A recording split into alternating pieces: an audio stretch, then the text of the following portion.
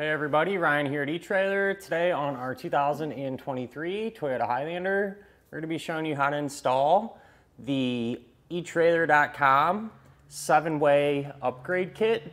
But before we get into that, why don't we just take a minute, check this out, and make sure it's going to work for you. A kit like this is going to be ideal for those of you for a few different reasons.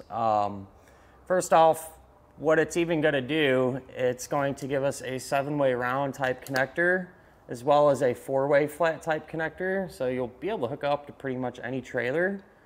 But with that said, the 7-way isn't going to have all the functions working. So this is just going to supply us with the lighting signals, so your brake lights, your tail lights, your turn signals, and one other signal, which is 12-volt auxiliary power. So this will be ideal for those of you that you might have a trailer that has a 7-way round style connector on it, and all you need is the lighting signals. It don't have electric brakes or nothing like that. This would work out real well. Another reason would be if your trailer has a battery on it, okay, because you can utilize that 12-volt power to charge that battery while you're towing it. So some pop-up campers, you know, maybe a trailer that has a winch on it, something along them lines. And probably the most popular reason that people use this kit is to use a wireless type brake controller, like this one here. This is really popular. This is called the Curt Echo. So if you're pulling a trailer that has electric brakes and you need a way to operate them brakes, but you don't want a brake controller mounted up to your dashboard or anything, this is going to be a great solution. This will give you those signals and that 12-volt power, and that's all the Curt Echo is going to need to work. You know, it'll plug in, it'll have the power that it needs. You'll hook your, if I can manage to get in there, you hook your trailer end up to this side, and you'll download an app on your mobile device, and that will allow this to apply the trailer's electric brakes. I do want to mention, if you are looking for more of a traditional style brake controller, one that's actually mounted up, you know, on the dashboard that you can operate within there and it kind of stays, you know, permanently attached to the vehicle, this kit wouldn't be ideal. There's one very similar that's designed to work with those traditional style brake controllers. It's etrailer.com universal brake controller install kit.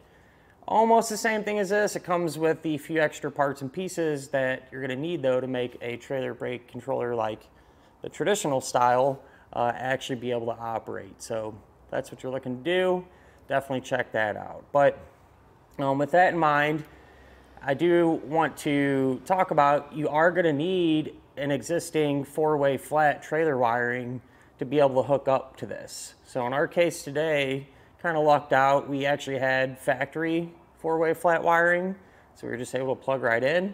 The good news is though, we carry a kit here, it's made by Tekonsha, that will work in conjunction with this. So if your Highlander don't have any trailer wiring at all, that's definitely where you want to start. And the good news with that too, the installation is fairly simple for that wiring.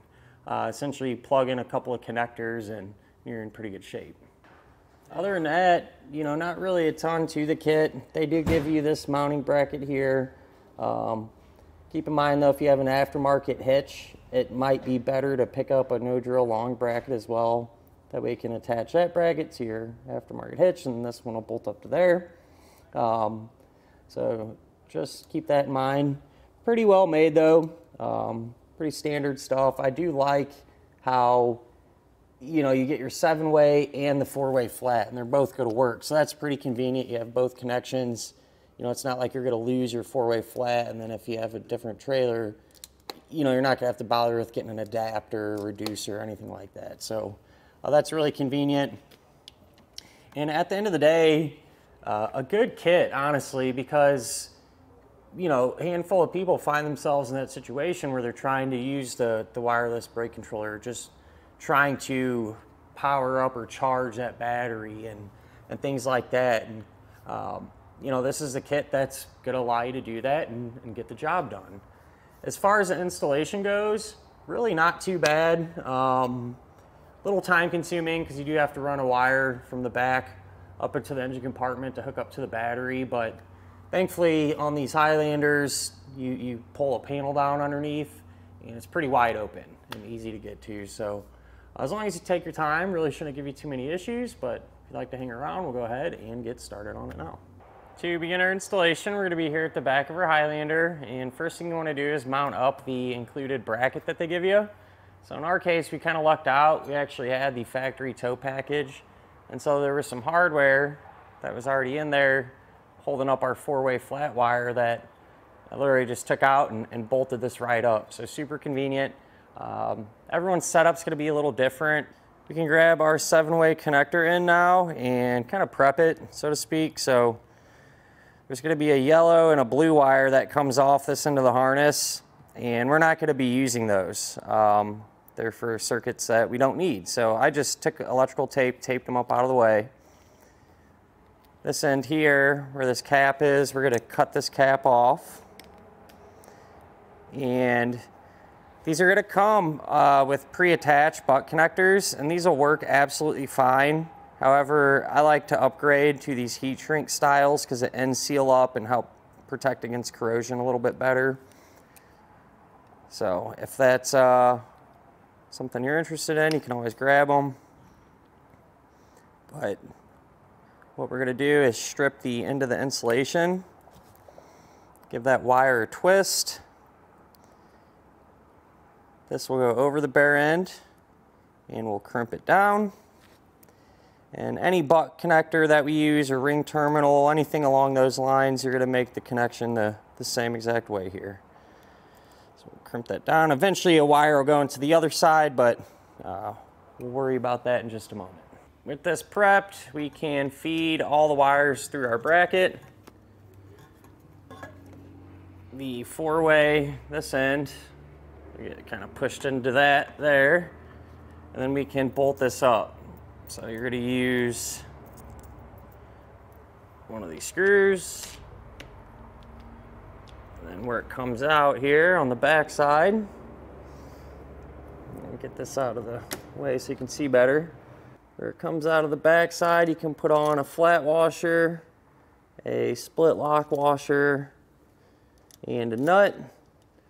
I'll get this started hand tight and do the same thing for the 3 remaining attachment points. Now we can take our 4-way here, and what we're going to do is apply some dielectric grease to it. This will just help against corrosion. And then we're going to plug this into our existing 4-way flat wiring. So I made a semi-permanent connection here with our 4-ways. I just wrapped them up in tape and then put a zip tie around it. Just to keep everything together. But now you can take the other end of your butt connector there that we attached. You can take the bundle of power wire that they give you. Take one end of the power wire, strip it back, place it in there and crimp it down. And then since I used a heat shrink, we'll come back with my heat gun and seal up the ends.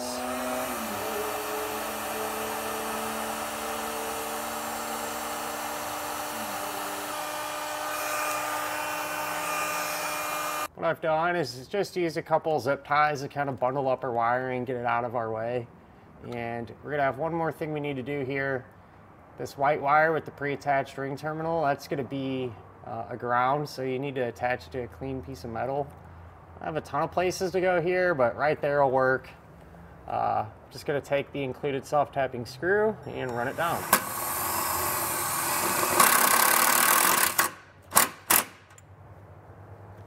At this point, you can take the bundle of black power wire and run it to the front, up into the engine compartment. So what I've done, just ran it kind of through our panel here, where it comes out. When you're routing this, do your best to avoid any hot or moving parts. So yeah, I went up and over the subframe, and you might lose sight of it every now and again here, but the wire gonna come up through in this area and then kind of run along the side of our fuel tank. Here's where power wire is going to come up through. And I want to mention, in our case, we had these underbody panels, and I loosened them up. There's a couple of 10mm head screws, and you know, these style of fasteners that you turn, and the panel will lower, but the wire is just going to continue along these factory lines here, all the way up, and it's going to run up into the engine compartment. Now what you can do to get the wire up there is use what's called a fish wire. So if you have a piece of tubing or another thick piece of wire, or even if you take a metal coat hanger and straighten it out, you can drop it from the top down, tape your power wire to it, and then you can go back up top and pull it up right into position.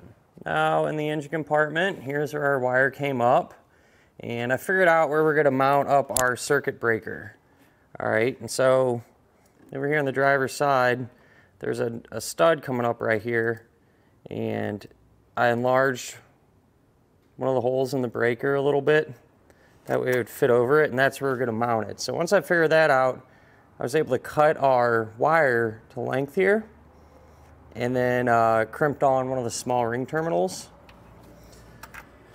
So what we'll do is remove this nut using a 10mm.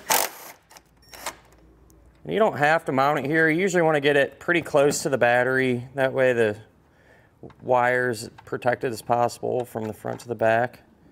And the kit comes with some self-tapping screws too, so if you wanted to mount it here or something like that, you could always do that as well. But this is what we're going to do. And we're just going to secure it with the factory nut, and that will be more than sufficient to keep this held in place here. I'm not even going to bother with another screw there because that is not going anywhere. So this wire, you want to remove the nut on the silver post. This ring terminal will go over it.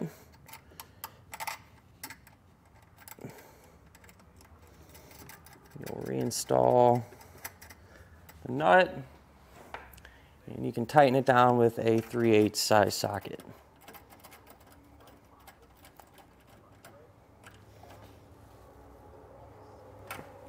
For the gold post, what you're going to do, so when we cut this wire to length here, we ended up with maybe a couple foot remaining, and it was actually about the perfect length. But what you're going to do is take that remaining piece, small ring terminal, attach it to the breaker just like we did that one. This though is going to run right over here, and we're going to connect this to our positive battery terminal. So I went, you know, through our little cap opening there, and on this one you're going to crimp on the larger style ring terminal.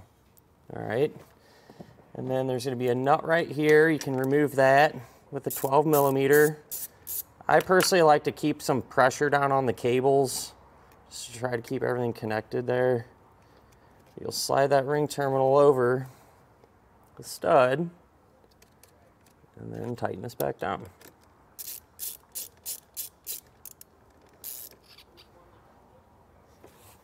Now it's a good idea to test your wiring to make sure that it's working properly. I suggest using a tester like this as opposed to your trailer. That way if your trailer has any issues, you know, it might mislead you into thinking it's something you did on the vehicle side. But first things first, our 12-volt auxiliary power, that light is illuminated on our tester, so we know we're getting battery power back there to 7-way. We'll try our left turn signal, our right turn signal. We can hit our brakes, and then we can turn on our taillights. And that'll finish up our look at and our installation of the etrailer.com 7-way trailer wiring upgrade kit on our 2023 Toyota Highlander.